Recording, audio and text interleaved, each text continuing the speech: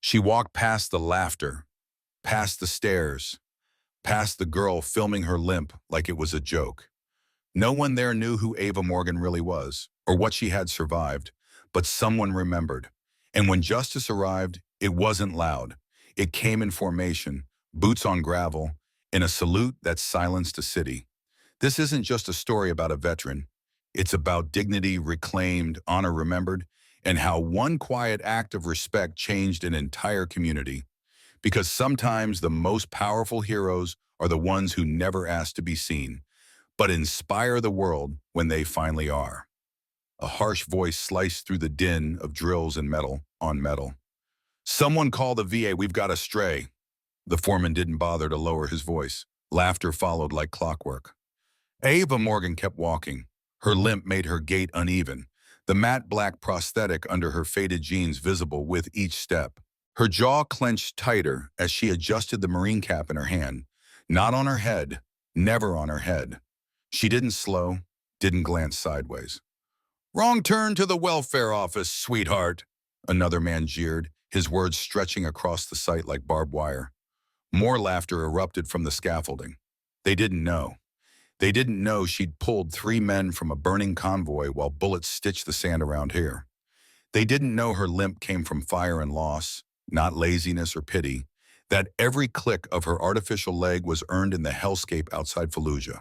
She walked on. Each step was a quiet defiance.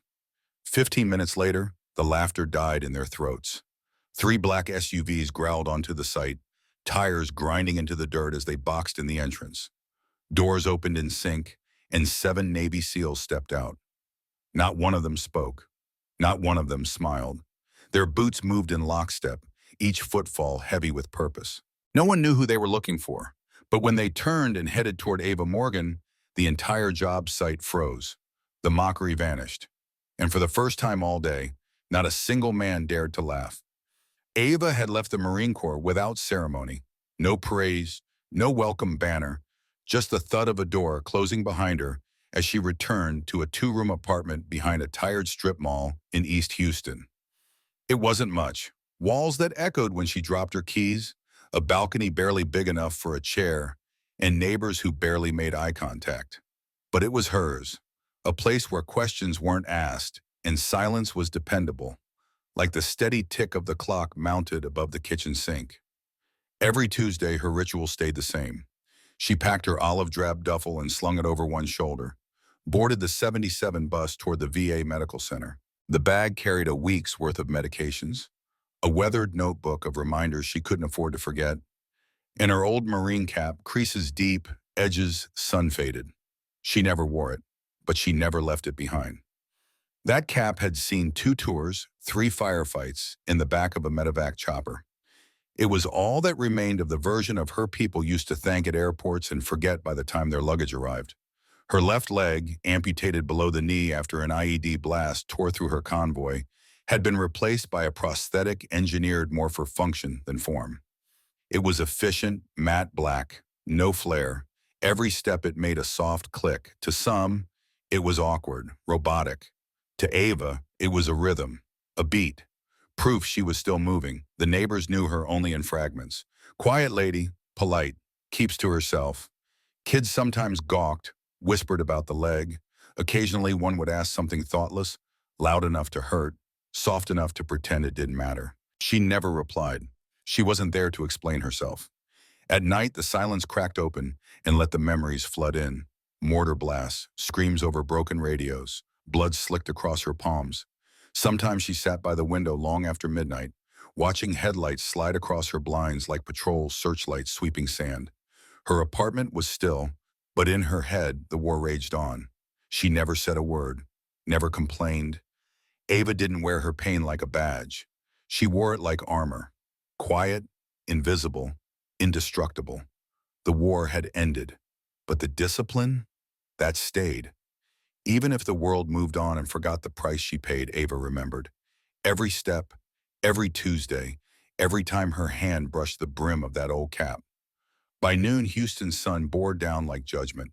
The heat baked the construction site, warped the air above the pavement, turned shadows into blade-sharp silhouettes.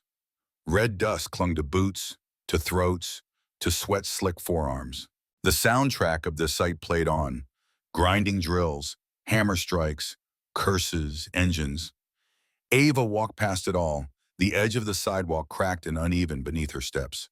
Her prosthetic tapped a steady beat. Her jeans were worn. Her shirt, a faded green tee, hung loose over a frame hardened by time, not comfort. Her skin, sun-browned and unbothered. She'd made this walk dozens of times. It wasn't meant to draw attention, but someone noticed. "Hey!" a voice barked from beyond the fence. "Wrong turn to the welfare office, sweetheart." The words floated a second in the thick heat, then broke into laughter, jagged and immature. Ava didn't react, didn't flinch. Her jaw clenched slightly, but her eyes stayed locked forward. Up on the second-floor scaffolding, 3 workers in neon vests leaned over the rail. One elbowed the other, snickering as another exaggerated a limp in cruel mimicry. They laughed again, until they didn't. A limp punctuated each of her steps. One worker collapsed theatrically, howling in mock pain before breaking into laughter. "Bet she got that leg discount from Goodwill," someone sneered, triggering more snickers. Down on the gravel below, standing like a general surveying his troops, was Rick Tanner, the site foreman. Thick-necked, sun-reddened, his cap soaked with sweat, Tanner always seemed to be squinting at the world, as if daring it to challenge him. He worked a toothpick in his mouth like it was a cigar, chewing it with the same clenched jaw authority he used when barking orders. When he saw Ava Morgan limping past the gate, he didn't see a veteran or a woman with dignity. He saw a setup for a cheap laugh. "Somebody call the he shouted, his voice booming over the clatter of machinery and metal. "Looks like one of their wind-up toys got loose." The job site erupted with laughter. Ava said nothing. She kept walking, back straight, head up, jaw tight. Her grip on her marine cap tightened, her prosthetic leg clicking with steady rhythm on the concrete. She didn't pause, didn't turn. She had walked through worse. She had walked through war. This was just noise. Off to the side, a teenager, maybe 17, lifted her phone, camera rolling, amusement glittering in her eyes.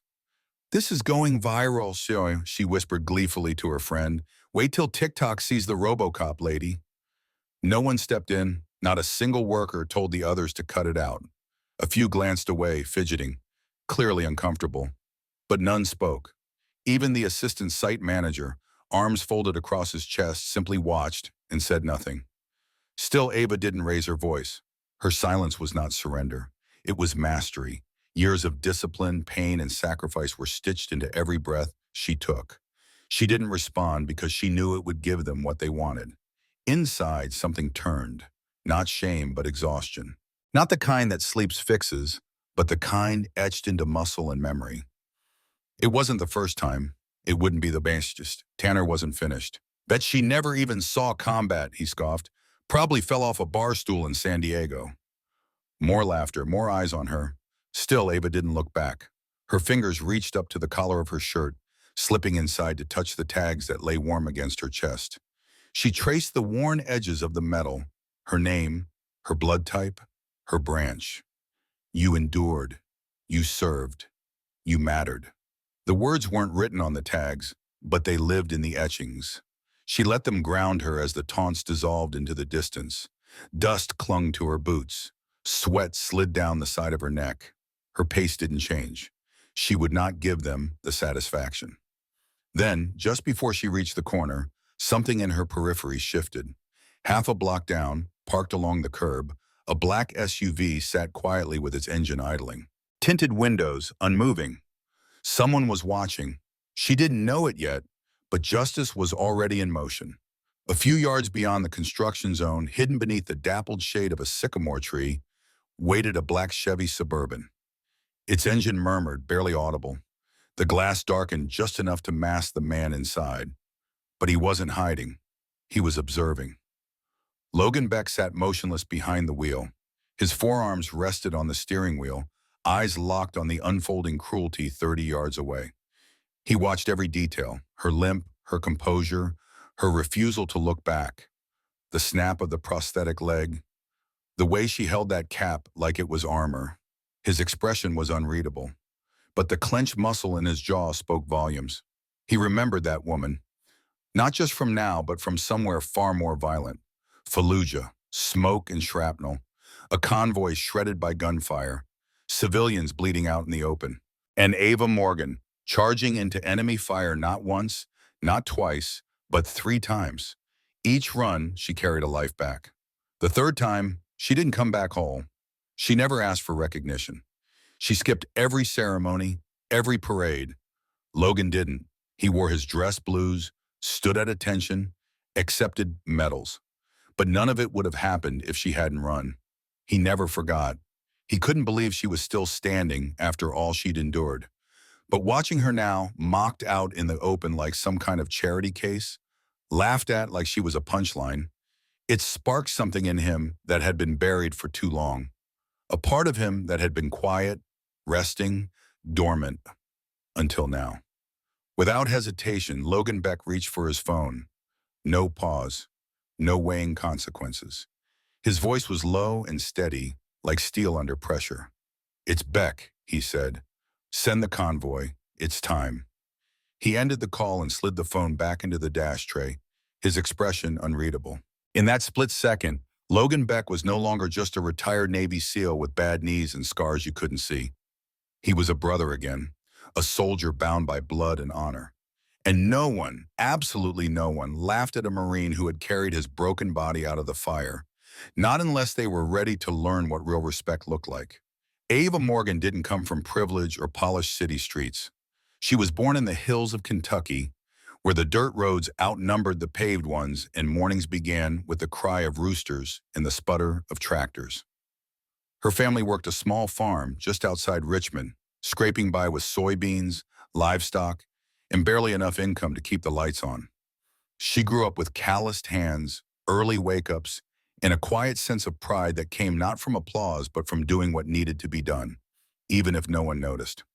Her father didn't speak much, but his hands were steady and sure. Her mother taught her how to ride, sew, and fix a busted fence line before she turned 12. But by 18, Ava knew that land wasn't her future. The soil had grown tired. Her parents were aging fast, and she refused to let her life shrink down to the same patch of earth she'd walked since she was a child. So she walked into a Marine Corps recruiting office, armed with nothing but raw determination and a high school diploma. Boot camp didn't rattle her like it did the others. Not a girl who'd been hauling hay bales since before she hit 5 feet tall. She didn't bark the loudest, but she was precise, unshakably disciplined, and protective in a way that didn't need explaining. Ava didn't care for medals or glory. She wanted to serve with purpose. By her second deployment, Ava had become the kind of Marine people looked to without hesitation. She was the calm in the chaos, the one you followed through a storm. Then came Fallujah, her 3rd month into patrols. She'd been assigned to help secure a convoy delivering medical supplies deep into a tangled urban sector. The IED was buried far beneath the concrete, triggered remotely just as the lead Humvee rolled through the intersection. The blast was deafening. Glass shattered, metal shrieked, and one vehicle flipped like a TN, landing on its side in a ball of fire. She didn't wait, didn't flinch. Ava ran straight into the smoke, through sparks and flying shrapnel. She pulled a dazed corpsman from the wreckage, then carried a screaming, scorched civilian aid worker to the safety of the median. On her 3rd trip back, just as she reached for a fellow Marine pinned beneath a chunk of twisted armor, the second explosion struck. She came to in a sterile hospital room at Ramstein Air Base, Germany. Her left leg was gone below the knee. The doctor said the blast had taken it clean. Her file showed a silver star, a Purple Heart. Her unit called her a hero, said she saved lives that day. But ribbons couldn't drown out the silence that swallowed you when the uniform came off. Coming home felt like stepping into another war, a quieter, colder one. Hiring managers glanced at the prosthetic before they ever looked at her resume. One muttered something about liability. Another barely looked up before saying, "This job requires long hours on your feet," and sliding her folder away like it was already settled. No one asked about Fallujah. No one asked what she'd done or who she'd saved. To them, Ava wasn't a soldier. She was a symbol, a walking story they didn't want to hear, a risk, an inconvenience. So the girl who once outran fire learned how to live in a world where even buying groceries meant bracing herself for stares, awkward questions, or worse, well-meaning pity. The sun beat down on the job site, heat waves rising off the pavement as workers wiped sweat from reddened faces. The air was heavy with the stench of dust and diesel. Laughter from earlier still lingered, but it was thinner now, less certain. Some had gone back to swinging hammers, but most kept half an eye on the sidewalk, waiting to see if Ava Morgan would turn around and put them in their place. She didn't, but someone else did. A sound rolled through the street, low, deep, and commanding. Not the usual clatter of construction trucks or a cement mixer's whine. This was different. The growl of military engines, slow and unmistakable, echoed down the block. 3 black SUVs. They said help wasn't coming. She came anyway. Ava Morgan is the reason I'm standing here, the reason any of us are. And today she came here looking for work, on one leg, without asking for favors, and you laughed at her. Beck's eyes bored into Rick Tanner's, unblinking and unforgiving. He didn't shout. He didn't have to. The truth in his voice was louder than any scream. Rick tried to say something, anything, but all that came out was a dry rasp. Logan turned his head toward the rest of the crew. They watched him, uncertain, their earlier smirks long gone. His presence didn't just fill the space, it rewrote the rules of it. The job site no longer belonged to them. "We're not here to fight," Beck said evenly. "We don't need to. You've already lost something you won't get back, your dignity." The younger SEAL slipped his phone back into his pocket, his expression unreadable. "That video's going viral before lunch." No one moved, not a whisper, not even a breath too loud. Rick Tanner finally took a step back, then another, the clipboard dropping from his sweaty hand, clattering against the gravel like a final verdict. No one bent to pick it up. The team turned without another word, moving as one, their formation seamless, purposeful. Ava was now just a silhouette in the distance, but Beck's gaze stayed on her until she disappeared from sight. He didn't call out, didn't chase after her. He just watched, like a soldier guarding something sacred. One by one, the men climbed back into the SUVs, doors closing with quiet finality. Engines started. No horn, no dust kicked up, just a smooth, silent retreat. The wind stirred again, carrying with it something the site hadn't felt all morning: shame. And for a long time after the black vehicles disappeared around the corner, not a single worker dared speak. The insurgents had been closing in fast, and yet she ran straight through the kill zone. Not once, not twice, but 3 times. While most men would have been screaming for a chopper, crying into their comms for someone to get them out, Ava Morgan charged in without hesitation. Logan Beck's voice was steel-wrapped in fury as he faced the foreman. "And you think she's entertainment?" A hush spread like wildfire through the gathering crowd. People who had been walking by began to slow, sensing something different in the air. The tension had a pulse now, thick and real. A few onlookers pulled out their phones, not to laugh, not to mock, but to capture something they instinctively knew mattered. Reverence began to replace ridicule. Beck turned to face the bystanders, his voice unwavering. "You laughed at a woman who served with more honor than most men will ever dream of. That ends now." Rick Tanner opened his mouth, maybe to explain, maybe to apologize. But it didn't matter. The harm was already done. Beck didn't wait. He pivoted, deliberately turning his back on the foreman, making a statement without saying another word. Behind him, every SEAL in his unit moved in perfect unison, a living wall of purpose. The reckoning had begun. At the far end of the block, Ava Morgan kept walking. Her gait was steady, worn, not from weakness, but from years of carrying more than her share. Then she heard them. Footsteps. Not rushed, not hostile, just solid, grounded, full of intent. She turned. What she saw froze her in place. Logan Beck was walking straight toward her, not in a run or even a stride, but with the steady, reverent pace of a man bearing something sacred. Behind him, 6 SEALs followed, their formation tight, silent. Around them, the entire construction site had fallen into a respectful hush. There was no clanking metal now, no barking foreman, only wind and boots. He stopped a few feet in front of her. His face didn't give much away, But his eyes were steady and clear, holding something Ava hadn't seen in a very long time. Recognition, not pity, not curiosity, not judgment, just deep, unwavering respect. He stood at attention, in a voice low and precise. He spoke. "Permission to honor you, ma'am." Ava blinked, not quite understanding. But before the meaning could land, Logan raised his right hand and saluted, sharp, flawless, and full of weight. In perfect sync, every seal behind him mirrored the motion. This wasn't a casual gesture. This wasn't for show. It was the kind of salute reserved for heroes who'd laid down everything or lived through hell and came back anyway. Their backs were straight, eyes fixed forward, bodies rigid with discipline and reverence. Ava didn't move at first. Her throat tightened. Her muscles remembered before her mind caught up. Her hand lifted automatically, fingers arched with crisp precision, shaped by years of training and muscle memory.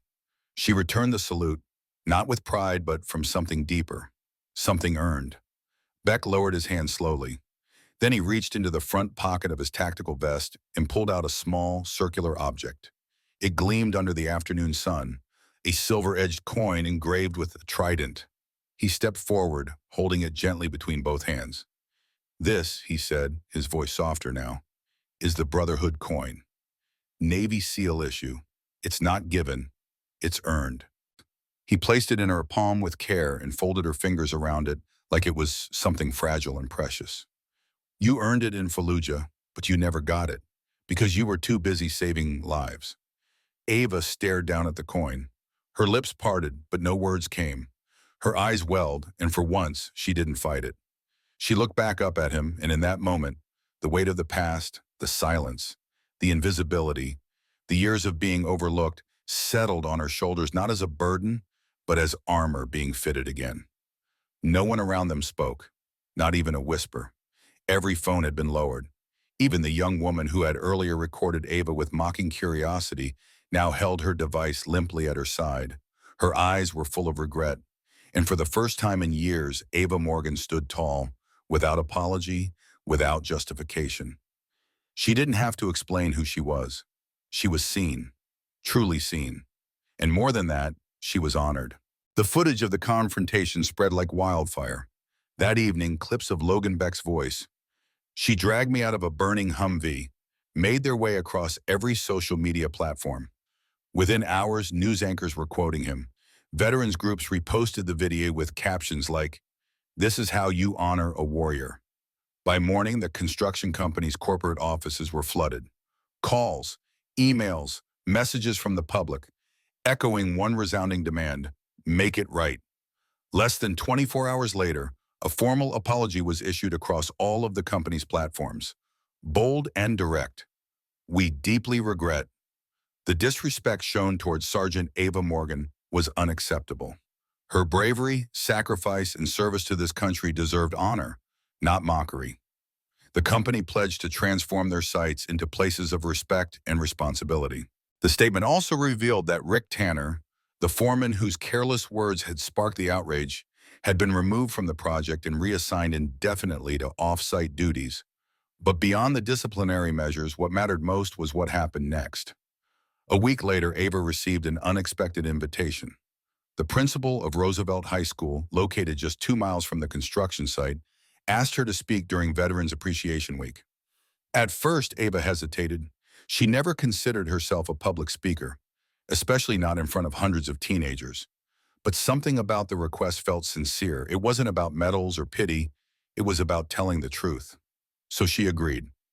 On a cool Friday morning, Ava stepped onto the stage of Roosevelt High's auditorium. She wore a freshly pressed blouse and the same Marine cap she hadn't worn in over 10 years. The room fell silent as her prosthetic foot tapped softly and steadily on the floor while she made her way to the podium.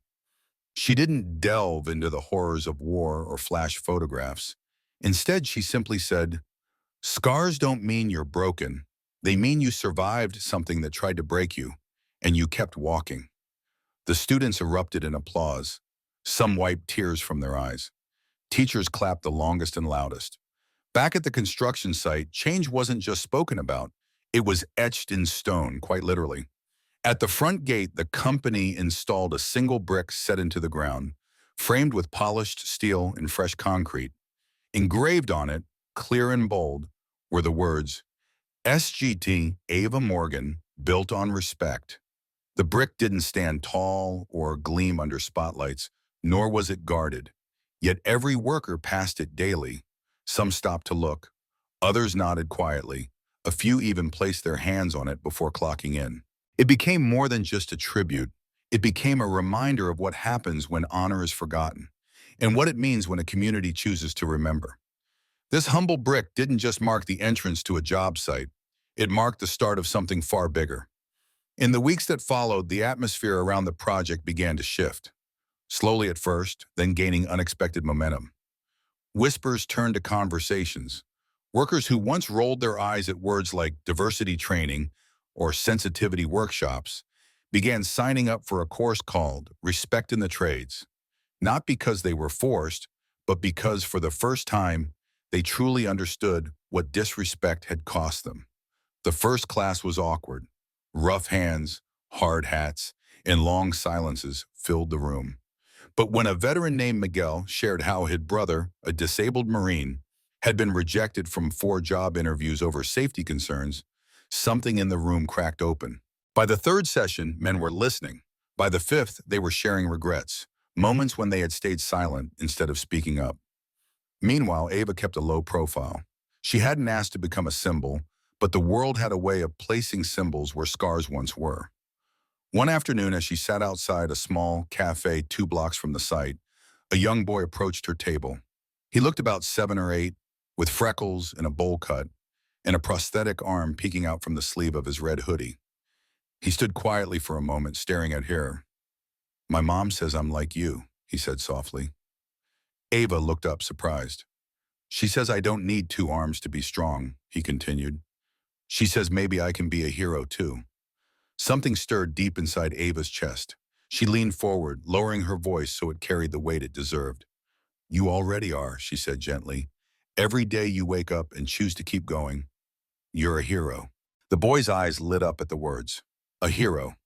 Not with the forced smile of a child trying to be polite, but with a genuine, glowing joy that could only come from feeling seen.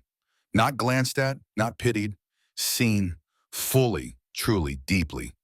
He turned and sprinted back toward his mother, who stood watching from a short distance away. Her arms were crossed, but they trembled slightly. Her eyes had already filled with tears before her son even reached her. She hadn't expected this. Not from a stranger. Not today. Word of Ava's quiet act of courage traveled farther than even the viral clip could reach. Something about her silence, about the strength she carried without spectacle, spoke louder than any broadcast ever could. Veterans began arriving at the site just to touch the engraved honor brick with her name on it, as if its surface held some kind of healing. Schools began arranging field trips, not just to teach history, but to show it. The construction company, stirred by what had happened, expanded its training beyond just Ava's team to every regional crew under its name. And slowly, subtly, the community's conversations began to shift.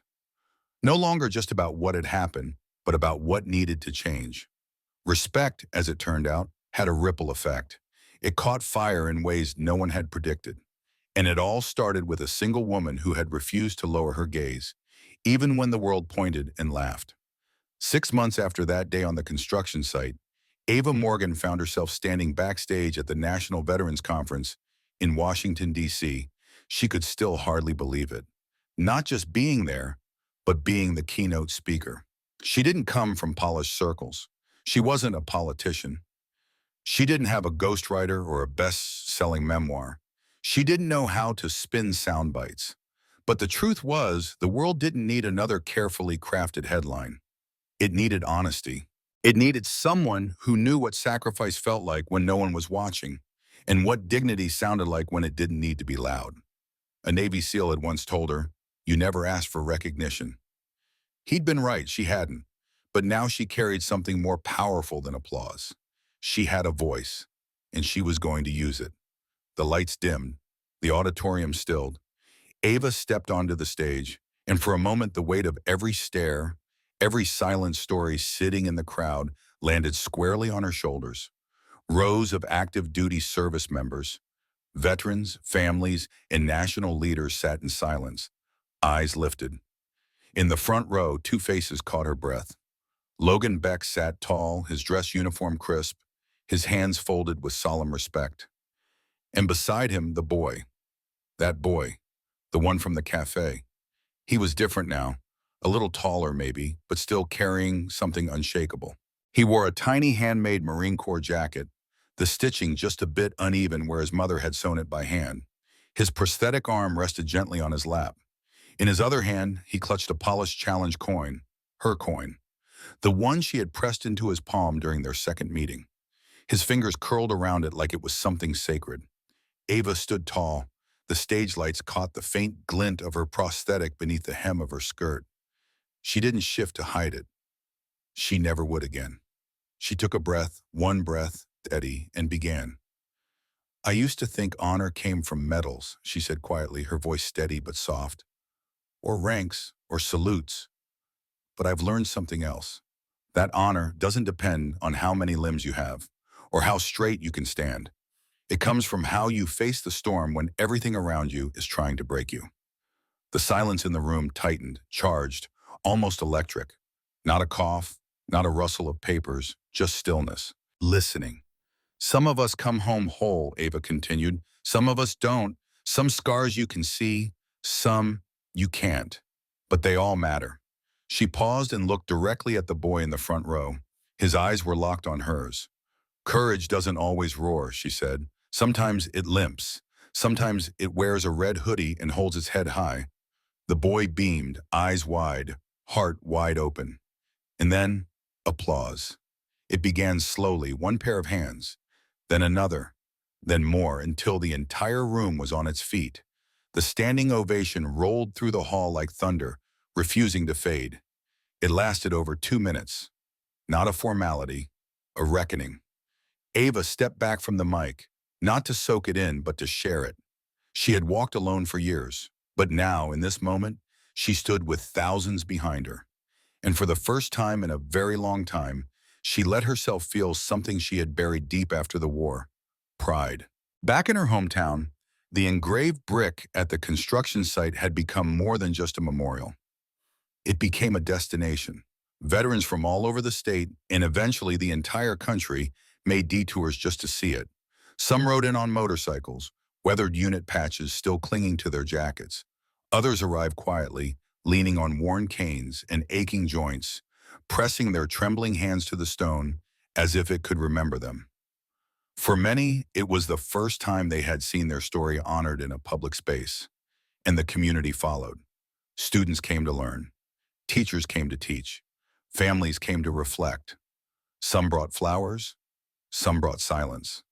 What had begun as a moment of humiliation had become a living monument, not just carved into stone, but etched deeply into the hearts of those who passed by. A quiet ripple began to spread, first on social media, sparked by the very girl who had once held up her phone to ridicule. But this time, her message carried something far more powerful than mockery. Let respect be louder than laughter. Just a few simple words, yet they ignited a movement. The hashtag caught fire, and from every corner of the country, stories began to flood in. Veterans with battle scars, nurses who had stood through endless nights, firefighters burned in the line of duty, amputees adjusting to life with one less limb, cancer survivors showing the world they were not broken, but transformed. They all spoke up, echoing one sentiment. They stood tall, not despite their scars, but because of them. And then, in front of a crowd gathered at the National Veterans Conference, Ava Morgan stepped into the spotlight to deliver her keynote address. With quiet grace, she stood before them all, taller in spirit than ever before, and offered one final message that pierced through the noise of the world. Scars aren't shame. They're proof you survived. The audience rose as one, not to applaud a speech, but to honor a truth that had been so rarely spoken and even more rarely lived. Their applause wasn't for polished words or perfect posture. It was for the woman who had endured humiliation in broad daylight, walked through personal hell, and emerged with not bitterness, but strength. Ava Morgan had never sought out the spotlight. She never wanted to become anyone's symbol, and yet she had become something deeply significant, a living reminder that true heroes walk beside us every day. You might not recognize them at first. They may limp instead of stride. They may stay silent rather than speak up. But they are there, and they are brave in ways most people can't begin to fathom. What had started as a heartless joke under the scorching Houston sun grew into something transformative, a mirror reflecting our society back to us with one essential question. How do we treat those who've already given us everything they had to give? Ava's story was never just about a woman, a salute, or a single brick laid on a job site. It became something larger, something timeless, a reminder that dignity is not something a person should have to earn. It should be extended freely. That respect isn't tied to medals, uniforms, or how steady a person's gait is. It's in how we see one another when there's no one around to witness it. It's in the choices we make when no one is watching. In a world where outrage gets more attention than compassion, where people shout louder than they listen, stories like Ava's matter deeply, especially to those who've lived long enough to understand this simple truth. The ones who make the most noise are rarely the ones with the most courage. Sometimes the bravest soul is the one who walks quietly by, holding a faded cap in their hands, never asking for recognition, only peace. So think for a moment. Have you ever seen someone ridiculed for being different and wished you had said something? What does true honor look like in your neighborhood, your school, your workplace? I hope you'll share your answers in the comments below. Maybe there's a moment that restored your faith in kindness, or perhaps you know someone, an unsung hero who deserves to be seen. If Ava's story touched you, help it reach others. Like this video, share it with someone who needs to hear it, and subscribe for more real stories that speak to the soul, especially the kind our elders understand best. Stories of endurance, of earned respect, of quiet, unstoppable strength. And never forget, sometimes it's the smallest gestures, a hand raised in salute, a single brick laid with care, that build more than structures. They rebuild hearts, they restore hope. They remind us who we are and who we ought to be. Thank you for listening. We'll see you again with another story that matters.